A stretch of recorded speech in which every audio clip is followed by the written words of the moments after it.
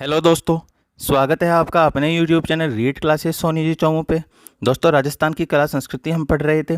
उसमें आज हमारा नया टॉपिक है राजस्थान की प्रमुख चित्र शैलियाँ। दोस्तों, यहाँ से एक क्वेश्चन जरूर आता है। आप इसे बहुत शानदार तरीके से पढ़ना। मैटर में मैंने कोई कमी नहीं छोड़ी है। बस आप वीडियो में शुरू से लेकर अंत तक यूं ही बने रहिएगा। और अगर आप चैनल पर नए हैं तो चैनल को सब्सक्राइब भी जरूर कर लीजिएगा दोस्तों, क्योंकि हमने राजस्थान की कला संस्कृति लगभग 90% कंप्लीट कर ली है। 2 या 3 टॉपिक और बचे हैं दोस्तों। उसके बाद में हम स्टार्ट करेंगे राजस्थान की इतिहास या भूगोल। ठीक है दोस्तों, सबसे पहले हम पढ़ते हैं चित्रकला की जो प्रमुख स्कूलें थी राजस्थान में। कितनी थी दोस्तों? 4। कितनी थी? 4। ठीक है। सबसे पहले है हाड़ौती स्कूल। दोस्तों, आपने राजस्थान का मैप देखा होगा, कुछ इस प्रकार आता है। यहाँ पर एक हाड़ौती बाग आता है ना ऐसे। वो है हाड़ौती बाग, जिसमें 4-5 ज़िले आते हैं दोस्तों, जैसे कोटा, बूंदी, झालावाड़। उसमें 12 को आपको नहीं लेना है। किस किस को लेना है? कोटा, बूंदी व झालावाड़। ठीक है। दूसरा है मारवाड़ स्कूल। तो दोस्तों, मारवाड़ के आसपास के ज़िले आपने देखा होगा कि यह आपके राजस्थान का मैप होता है। यहाँ पे आपका मारवाड़ यानी जोधपुर होता है। इसके इधर कौन है दोस्तों? जैसलमेर। इधर कौन है? बीकानेर। फिर इधर नागौर। नागौर के पास में एक त्रिभुजाकार है अजमेर। उसी में है दोस्तों एक किशनगढ़। ये सभी के सभी किस स्कूल के अंदर आते हैं दोस्तों? मारवाड़ स्कूल के अंतर्गत आते हैं। किसके अंदर? मारवाड़। दोस्तों, ढूंढाड़ क्षेत्र आपने देखा होगा, जयपुर वाला क्षेत्र। ठीक है। यहाँ पे आपका जयपुर वाला क्षेत्र है ना। जयपुर, आमेर, अलवर, उनियारा। दोस्तों, ये उनियारा टोंक में पड़ता है, लेकिन स्पेशल जगह का नाम पूछा जाता है तो मैंने उनियारा लिख दिया है यहाँ पे। तो आप ध्यान रखना, जयपुर, आमेर, अलवर और उनियारा। दोस्तों, मेवाड़, जो भी मेवाड़ की राजधानी रही है वैसे, जैसे उदयपुर बोलते हैं मेवाड़ को, नाथद्वारा, चावंड और देवगढ़। ये सभी के सभी जो स्कूलें हैं दोस्तों, वो कौन सी है? मेवाड़ स्कूल। ठीक है।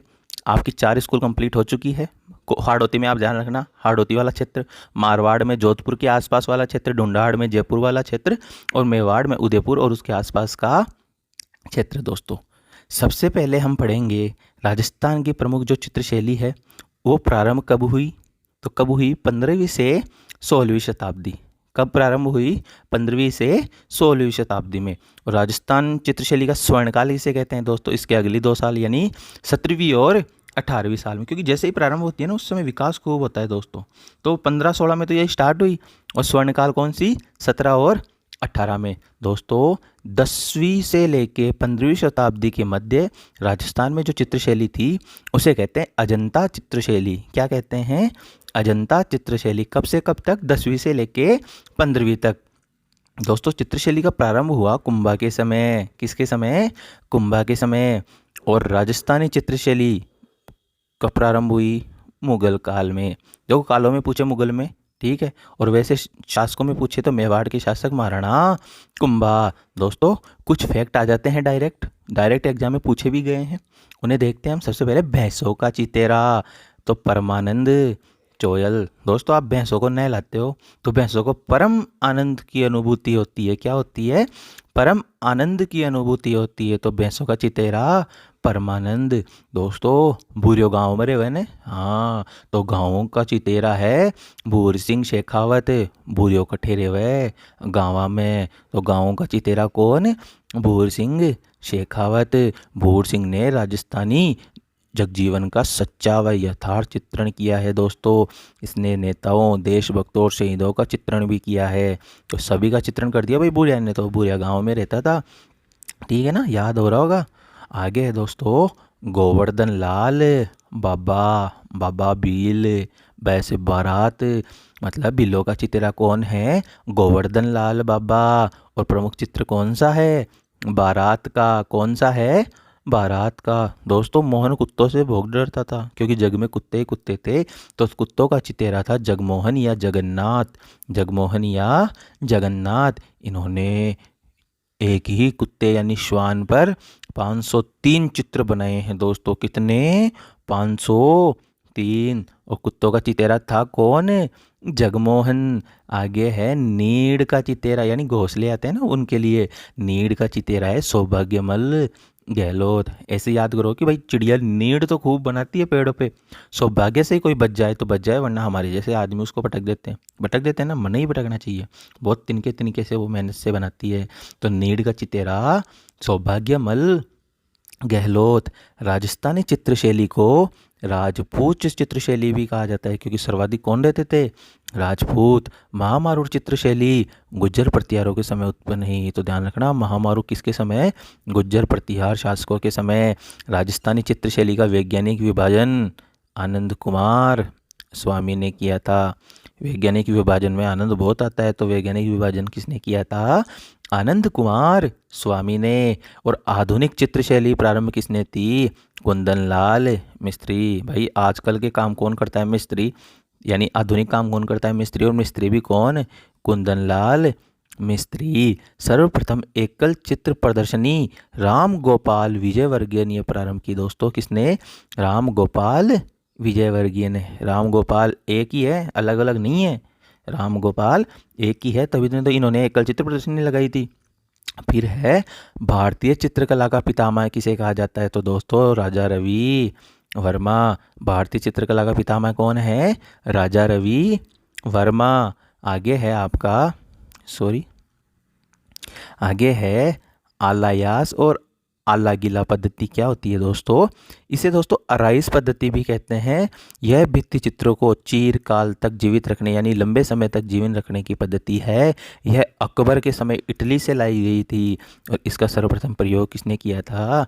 जयपुर में। मतलब जो भित्ति चित्र होते हैं ना, दीवारों के चित्र, उनको लंबे समय तक कैसे रखा जाए, वही पद्धति होती है आपकी आलागिला या आलायास, जो इटली से लाई गई और सर्वप्रथम प्रयोग कहाँ की?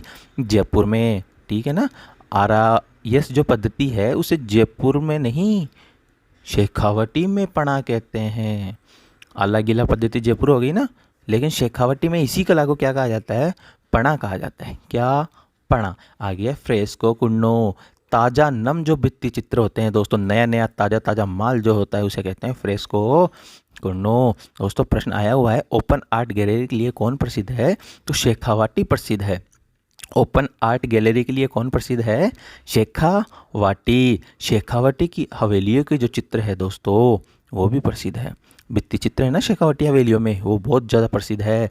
लोक जीवन की झांकी भी चित्रशैली में देखने को मिलती है, वो भी शेखावाटी है दोस्तों। तो लोक जीवन की झांकी, ठीक है, हवेलियों की भित्ति चित्र, इनके लिए कौन प्रसिद्ध है? शेखावाटी।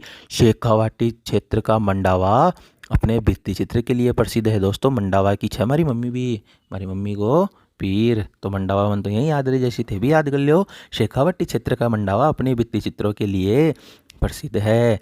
बल खाते महिलाओं के बाल शेखावाटी की प्रमुख विशेषता है दोस्तों।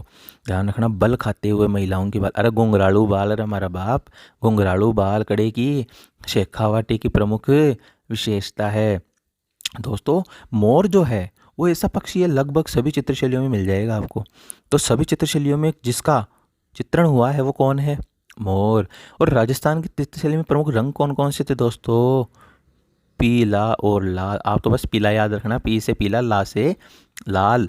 दोस्तों आयाम और कलायावन संस्थान है आपके जयपुर में। ठीक है, आया और गया कड़े जयपुर में, आपको याद ध्यान रखना। आयाम कलायावन संस्थान कहाँ है? जयपुर में। आया क्वेश्चन ये तब बता रहा हूँ आपको। टकमण 28 है उदयपुर में। टकमण 28 कहाँ है?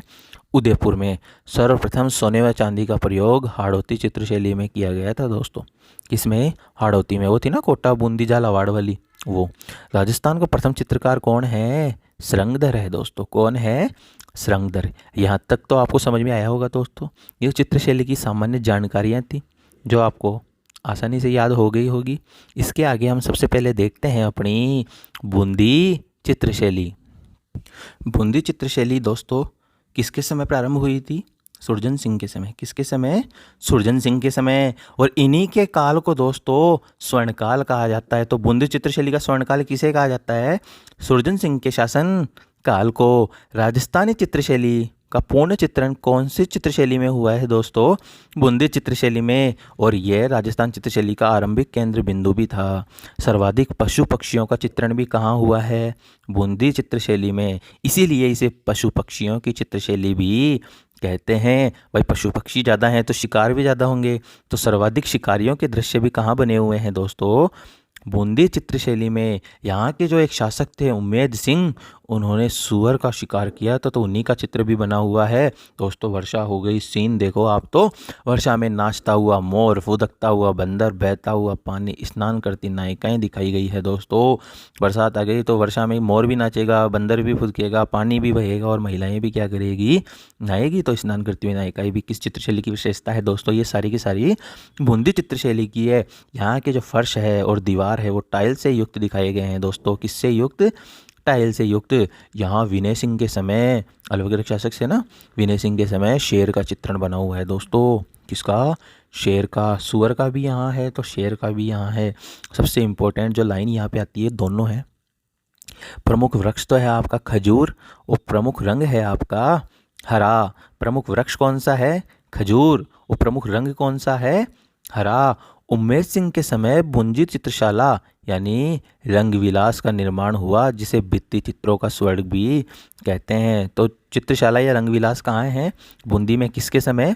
उम्मेद सिंह के समय। कोटा बूंदी चित्रशैली अपने भित्ति चित्रों के लिए प्रसिद्ध है। उम्मेद सिंह के समय यहाँ पे किसके चित्र दोस्तों? ऋतुओं के चित्र। ऋतु मैडम है भाई हमारी, उनके नहीं, ऋतुओं के चित्र बने हुए, ऋतुओं के, ध्यान रखना। रेखाओं का सर्वाधिक सशक्त चित्रण हुआ है और कबूतर का सर्वाधिक चित्रण हुआ है दोस्तों। मतलब पशु पक्षियों में जो चित्र हुए हैं ना, उसमें कबूतर का सबसे ज़्यादा। प्रमुख वृक्ष कौन सा था आपका? खजूर। और प्रमुख रंग था आपका हरा। ठीक है, आगे इसकी कुछ बातें और हैं दोस्तों, आपको याद रखनी ही पड़ेगी। कविता कला की झलक देखने को मिलती है किसमें?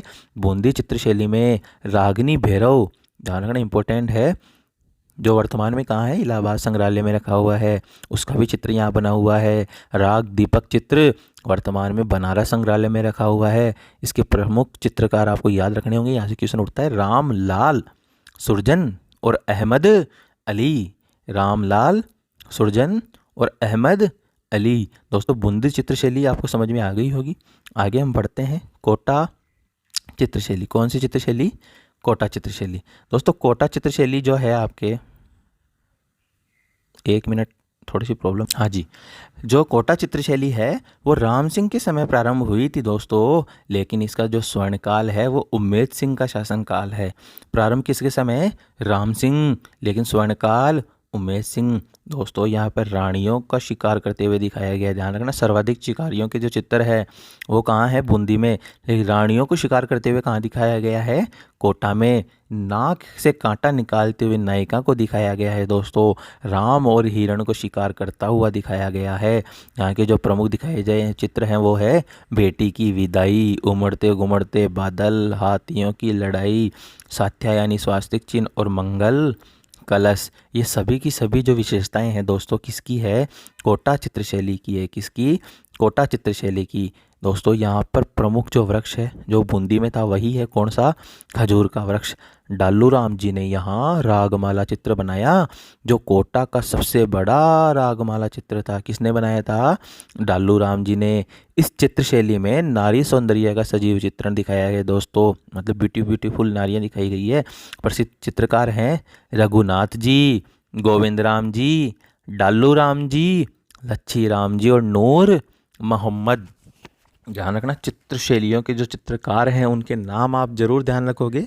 सबसे पहले था आपका रघुनाथ जी, गोविंद राम जी, डालू राम जी, लच्छी राम जी और नूर मोहम्मद। ठीक है, इसके आगे हैं अपने जैसलमेर चित्रशैली। कौन सी चित्रशैली? जैसलमेर। दोस्तों मूलराज द्वितीय के शासनकाल को इसका स्वर्णकाल कहते हैं। प्रमुख चित्र था मूमल। एकमात्र चित्रशैली है दोस्तों जिस पर बाहरी प्रभाव नहीं पड़ा है। तो चित्रशैली कौन सी है जिस पर बाहरी प्रभाव नहीं पड़ा है? तो वो आपकी जैसलमेर चित्रशैली है दोस्तों। कौन सी? जैसलमेर। दोस्तों बाकियों की चित्रशैली जो है वो अपन बाद में देखेंगे। मिलते हैं अगले वीडियो में, तब तक के लिए जय हिंद, जय भारत।